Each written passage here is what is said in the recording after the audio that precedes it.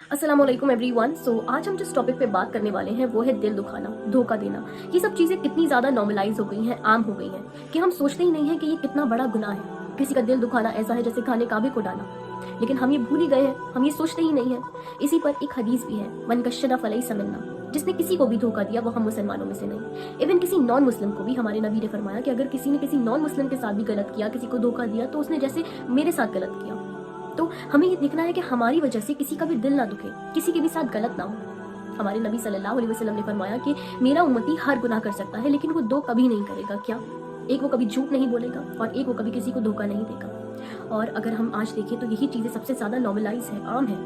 किसी का दिल दुखाना, किसी को धोखा देना, एक रिश्ते में चीट करना, यही चीज़ें आम है। क्या हम भूल गए हैं कि हमें अल्लाह का सामना करना है, अल्लाह को हिसाब देना है, हमारे नबी का सामना करना है। हम कैसे सामना करेंगे?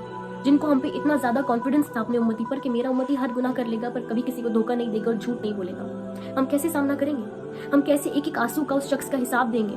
हमें एक एक आंसू का जवाब देना पड़ेगा, हिसाब देना पड़ेगा। तो हम कैसे देंगे? क्या हम अपने अमान उसको दे देंगे? तो फिर हम क्या करेंगे? हमारी इंटेंशंस, हमारी नीयत इतनी ज़्यादा मैटर करती है हर चीज़ में, हर रिश्ते में। ईमानदारी बहुत मैटर करती है, ऐसे ही कारोबार में भी हमारी नीयत, हमारी खालिस नीयत बहुत मैटर करती है। हम देखें कि हम किसी के भी साथ कुछ गलत ना करें, बेईमानी ना करें, किसी का हक ना मारें, किसी को कोई गलत चीज़ ना बेचें। अगर हमें दुनिया और आखिरत की कामयाबी चाहिए तो सबसे पहले अगर आप कोई भी काम शुरू करते हैं तो आप देखें कि आपकी नीयत सही हो। चाहे आप थोड़ा काम करें, लेकिन ऐसा करें जिसमें किसी का भी हक ना मारें, किसी के भी साथ गलत ना करें। हमारे नबी ने फरमाया अगर आपको अपनी दुनिया और आखिरत दोनों बेहतरीन चाहिए तो बस आप ये 4 काम कर लें, फिर दुनिया भी आपकी और आखिरत। वो क्या है? सबसे पहला कि झूठ ना बोलें, धोखा ना दें, वादा खिलाफी ना करें और हमेशा हक़ हलाल कमाएं, हराम ना कमाएं। तो इंशाल्लाह दोनों जहां आपके हैं, अल्लाह ताला आपसे राजी है।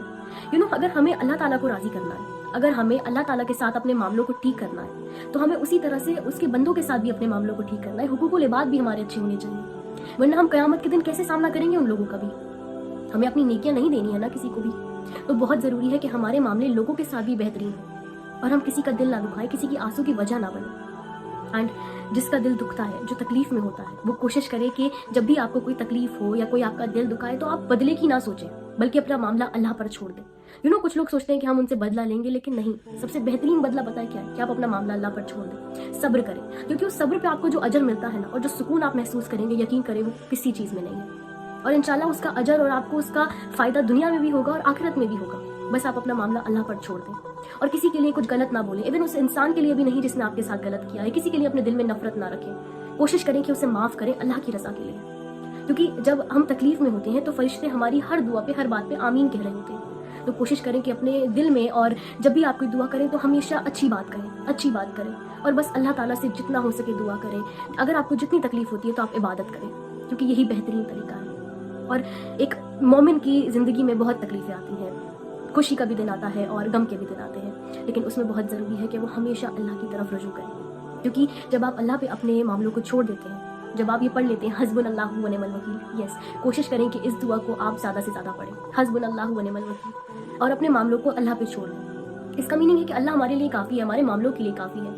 और जब हम ये कहते हैं ना, तो अल्लाह ताला हमारे लिए काफ़ी हो जाते हैं। और हम देखते हैं कि वो हमारे फैसलों को, जो हम भी फैसला अच्छा अपने लिए नहीं ले सकते ना, अल्लाह उससे भी बेहतरीन हमारे लिए फैसले लेते हैं। हम सोच भी नहीं सकते, वो ऐसे हमारी प्रॉब्लम्स को सॉल्व कर देते हैं। सो प्लीज़, जब भी कोई तकलीफ हो, जब भी कोई आपका दिल दुखाए, आपके साथ गलत करे, या आपको कोई भी तकलीफ हो, तो आप बस ये पढ़ते रहें हस्बुनल्लाहु व निअमल वकील, और इसको अपनी ज़िंदगी में लाएं कि अल्लाह मेरे लिए काफ़ी है, मेरे हर मामले के लिए काफ़ी है, मुझे किसी की ज़रूरत नहीं है, बस अल्लाह ताला काफ़ी है। तो इंशाअल्लाह अल्लाह आपके लिए बेहतरीन रास्ता निकालेगा और आपको बेहतरीन अजर इस दुनिया में भी देगा और आखिरत में भी।